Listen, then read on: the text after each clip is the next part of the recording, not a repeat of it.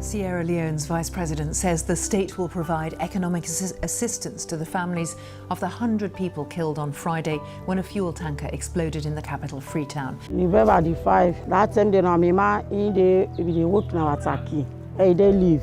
Be there with me. Why they go say, they go sit down and me say. So that day now, either me guy picky go say Robert Institute. So now there is a fear of boss yonder. So in now for one go to call that picky now for that they can. In back good now the two are not see there. So that boy picky now in an apprentice. He dey part the motor car. Where they want pass. In back and able to get at. Their body will not see there. The 5/11 incident that occurred was very, very, very chaotic for us in the hospital. It was so large, massive crowd was in and out of the hospital. Because they take me PMB junction, they see that put me. Because I never work, I never do nothing. They take me, they go to me like not. The moment I'm in the hospital, yeah, so some man unable, some man able to pay. So I some man left.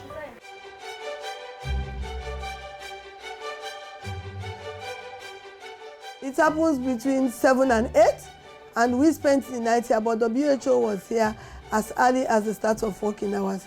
The 6.6 tons of WHO supply within 24 hours to the government of Sierra Leone helped a lot to remedy the situation in terms of shortage of supplies in our facilities, the Connaught Hospital. I must say, and I say thank you to WHO for this proactive role they took in managing this fire disaster with us. Immediately when it happened, within the first 24 hours, they were here with us, working at Connaught Hospital, because I was there that night till morning and I saw them coming, and they came, they asked what do we need, and immediately they started mobilizing the necessary resources, and they were part of the initial meeting we had to set up an incident management structure, highly represented by the WHO representative Dr. Shongwe. We met, we discussed, they knew our demands and what we needed, and immediately they were able to mobilize an emergency medical team, a group of Senegalese doctors and anesthetists, physiotherapists who were mobilized and came to Sierra Leone to support the incident management structure, to support the doctors, treat patients in hospitals, and these people did a fantastic job in Sierra Leone. And I was very happy that we have them here. They did not only treat patients, they were also training some of the local staff in terms of how to manage critically ill burn patients. There are only 2 doctors, myself and my colleague, who are adequately trained to treat burn patients. And there's only so much that the 2 of us can do. So the support we received from WHO in terms of personnel, one was timely and it was adequate and it was appropriate.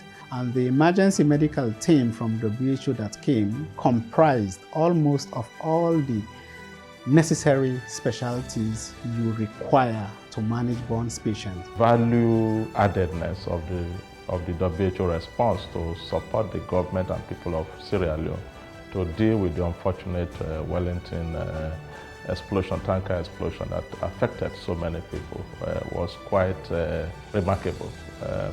Within 12 hours, we were able to, with the leadership of WHO, we were able to mobilize the requisite materials, health resources needed to help the country to deal with the fallout, the human capacity that was needed to deal with the immediate aftermath. Any country in the world seeing over 100 people with 2nd degree, 3rd degree burns in different stages of trauma, it's extremely difficult to handle.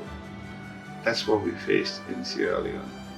And our hospitals could manage 1 or 2 or 3 burns at a time, to all of a sudden be confronted with a large number of burns that we had to manage was overwhelming. In the middle of all of this, I picked up the phone and called Dr. Moite. And she was so touched by what was going on and what we were trying to do. And in about 48 hours, we had 6 tons of medical supplies airlifted right here in Sierra Leone before anybody could think about the kind of support that was needed. That was truly impressive. also thank foreign leaders and well-wishers who have condoled with us.